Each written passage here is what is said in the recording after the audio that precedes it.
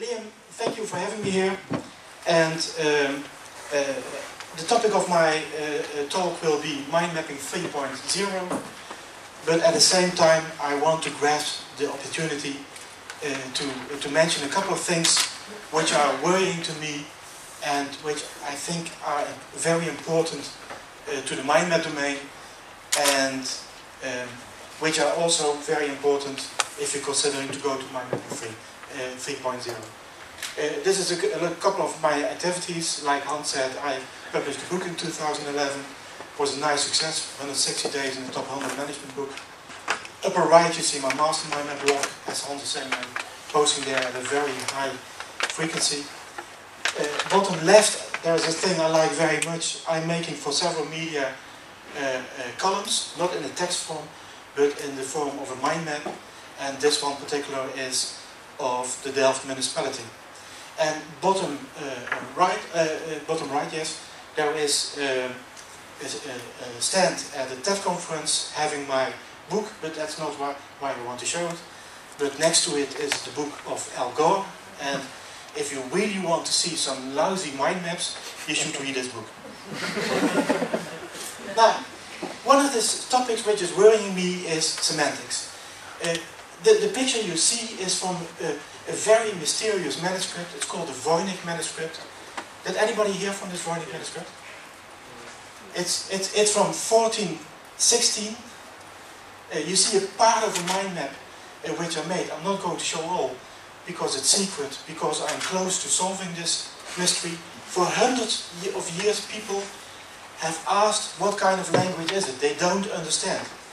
And they even said it must be a hoax. This is not a real language. And it contains images of objects and plants that don't exist, at least as our people are saying. But if you zoom in, you see from this manuscript from 1400 an object, and on the right you see a Bruegel picture from 1600, 200 years later. And everyone will recognize this is a telescope in the picture of Bruegel. And anyone going back to the Voynich manuscript will recognize this is a telescope. This book is crowded with microscopes and telescopes that were not yet invented. It's very, very mysterious. But I could keep a talk only about the Voynich manuscript, but I'm not going to do that. But having said that, this year a group of language specialists and computer specialists said that they are 100% sure that this is not a hoax and that this is a language. How do they know that this is a language where at the same time they don't know what kind of language it is? This is on the basis of semantics. And semantics is one of the things which is worrying me about the mind mapping arena. You see an enormous amount of mind maps uploaded everywhere which have no semantics at all. I just picked one of the mind maps from Biggerplate. I sincerely hope it's not from anyone here in the audience. If it is, just sit still and don't show any... I changed the central picture, I changed the branches, but the words are exactly the same. Now, it's about brainstorm rules, and one of the branches is saying lying is permissible, which is of course already a bit strange. Probably the maker would like to express that in a brainstorm you can say anything, but that's something different than lying. But anyway, so the first sub-branch is untruth. Now here is the semantic problem. If you are lying and you're telling an untruth, you're telling the truth. And that's exactly what the maker didn't want to express, because he was saying that you can lie. So this is wrong semantics. And probably you would guess what he is meaning here, but from a lot of mind maps on the internet, you can't read what is being meant. And that's a serious problem. If you make mind maps that have a poor construction in syntax and semantics, who can read it? And going back to this Voynich manuscript, 600 years ago made, how would people see Biggerplate mind maps 600 years from now, in 2600? Would they still be able to read it? I don't think so.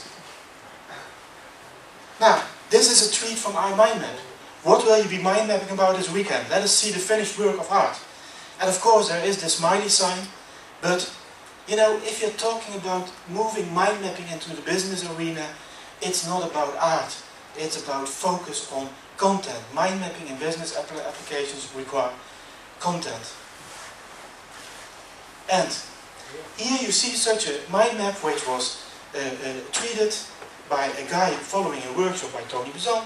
Most of you will recognize the signature of Tony Buzan on the left, saying that this is a masterpiece. Now, what I say about this mind map is that, yes, the guy can draw enormously. He's very creative. I couldn't do it.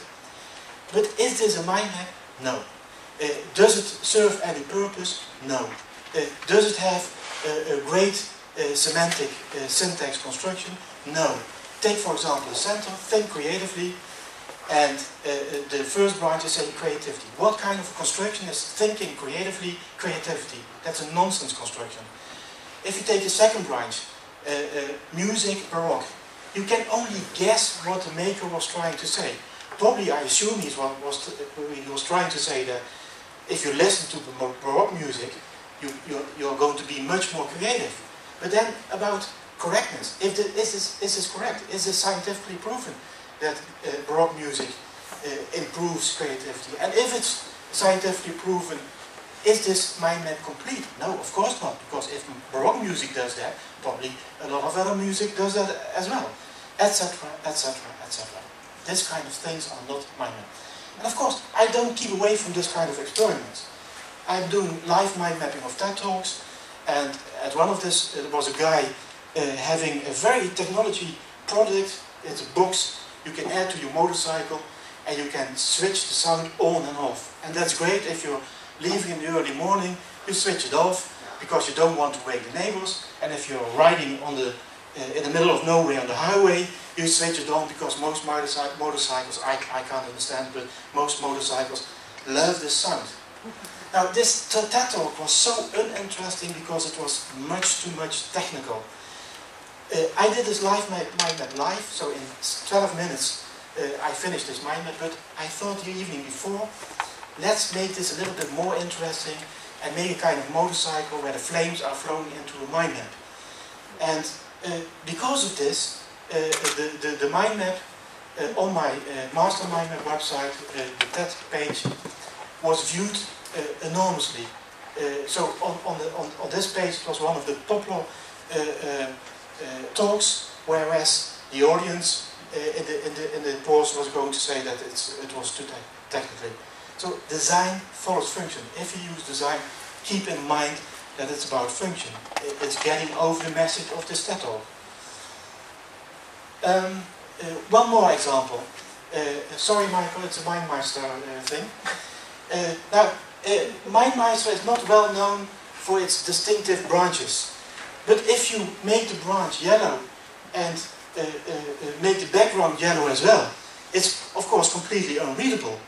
But even more, I was thinking lately and discussing it with somebody who said that consider highly technology advanced products like Google Glass and products Apple is making. Then how would Steve Jobs, what would Steve Jobs have said about this mind map? Knowing that he would say to his employees, what kind of shit is it? Even if you have read the biography of Steve Jobs by Isaacson, there's this lovely passage in the book where Bill Gates goes to Steve Jobs in Cupertino showing a new operating system of Windows, and Bill Gates was very proud and he showed it at the Apple office, and when he was finished, Steve Jobs was saying, what kind of shit is this? And you should have seen the verbal expression of Bill Gates. And by the way, talking about correctness, if you're talking about communication, going from person to person, which is this mind map doing, going to mass media and then to public speaking, of course public speaking is not correct. It's not the highest form of reaching large groups. Public speaking in class is much less than getting your message across television or papers. Cool. Okay. Last thing I will say about this topics which are worrying me is recently Accenture Technology Vision was published. This is a highly reputed institute, and 5 things are important when you consider applying a business tool into a company. Design for analytics, like the right data, the info quality, data-rich answers, validity. Second, data velocity, speed of decision. Third, seamless cooperation, sharing, no standalone apps, efficiency. I will skip software-defined networking, not in the least because I don't understand it. But then, beyond the cloud, let's face it, most software programs are not even in the cloud.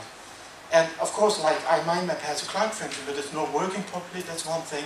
And a law firm would never like mind maps being shared on a server of things on. And it's about safety, it's about velocity. So, and many of these topics, by the way, was mentioned in this cafe this morning by a lot of groups. These are the real issues software companies should address, I think. Now, I've been an internal communication manager for more than 10 years. In all organizations, I tried to implement mind mapping and to do the things I need to do with mind mapping. And one of the things, I was working as a communication manager with the police, and there were several dune fires in the north of Holland. And there was a special team operated which are tackling this kind of big things. TGO is in Dutch, I don't know the English word for it. Many people will recognize on the upper left the filter function of iMindMap, and there was a stacks of paper of probably around 50 to 100 pages about these fires, about witness reports, about what they found on the ground, etc. etc. Because I was on the team, by the way, for communication, but I'm not going to talk about it, I thought, why not map all the information of this 100 pages into one mind map? That's part one. And the second part is, let's filter anything out except for the real hard data. And then you get this mind map. And I love to work in this kind of project with a lot of icons, because then it's much faster to make it and to communicate it. And you know what you see is that this, because they were thinking it were natural fires, is in 2008 there were 3 fires, in 2009 there were 12 fires. That's very strange if it's natural. But even more, if you would look at the pattern of the 4 fires, you see it's always on Friday or Wednesday, it's always on the same location, and it's always at more or less the same velocity. If it would be a natural fire, you would assume that the fires would be distributed randomly over the week and not always on Friday and Wednesday. So you can safely assume that this is not a natural fire, but is a pyromaniac active. The project was then called, by the way, Class VAC, which is very nice if you're thinking about pyromaniac. It's lost in the translation if you're speaking about a seminar. Let's move to a more complicated one I want to show to you, is this one. I have to do this a little bit in an unfashionable way. This is a gigantic mind map. This is what shouldn't be happening. I'm afraid it's not. Come on. It's not working.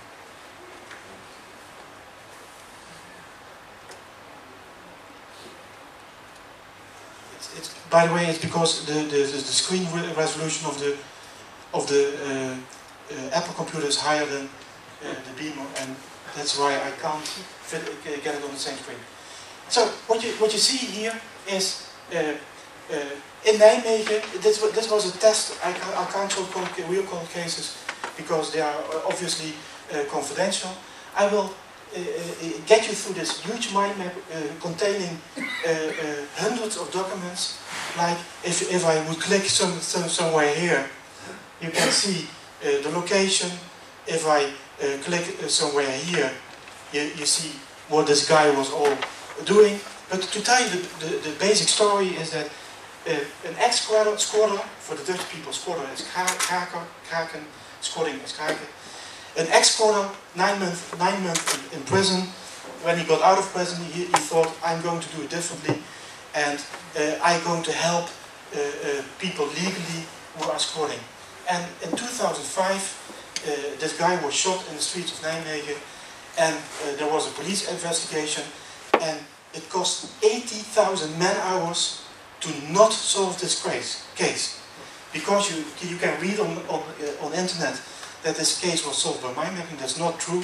The case was solved very accidentally, because on the day this guy was murdered, the killer robbed a bank in Leiden.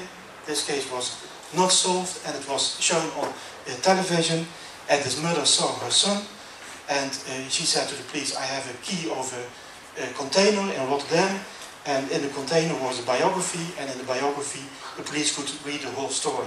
So 80,000 man-hours in not solving a case. I don't have enough time to get you through the complete mind map, but what I did is mapping all kinds of things which the police either left out or they just only tackled it much later. And I don't have the time to tell you all the things, but I'm going to pick out two things. Like here you see a name, Edmund Dantes. The killer sent a mail to Louise Verke, who was being killed, and his signature was Edmund Dantes. And the first thing anybody has written this book of the Count of Monte Cristo knows it is a person in this book, a character which is taking revenge. So this was for me a sign, this is about revenge. Now the second clue, and there are much more clues in it, is he put on the forum of the family where people could post tips, etc., etc. He posted something which was really only the killer could have known. And he did that with the name Linker Lutje. The police left it alone because they didn't know what Linker Lutje was. But when I was a student, it was my popular cartoon in the Volkskrant. It's an English cartoon by Rex Smith, and in England it's called Andy Cap. And Andy Cap is only lying on the couch or drinking beer in the cafe. So this guy is jobless. Now, knowing, and then I'm going to make my conclusion, knowing that this was the sketch on the basis of witnesses, notice for example the big ears, that's one thing. This is how the guy is looking, that's pretty close, isn't it? Knowing that it's about squatting, knowing that it's about a jobless guy, knowing that it's somebody who wants to take revenge. This is my last branch. You make a mental map of all the squatters between 95 and 2005. That's roughly, by the way, I did research on that, between 1000 and 2000. And then the profile should be, he knows the killer, because when he shot the guy, he said, "Hi Louis," so he knows the killer.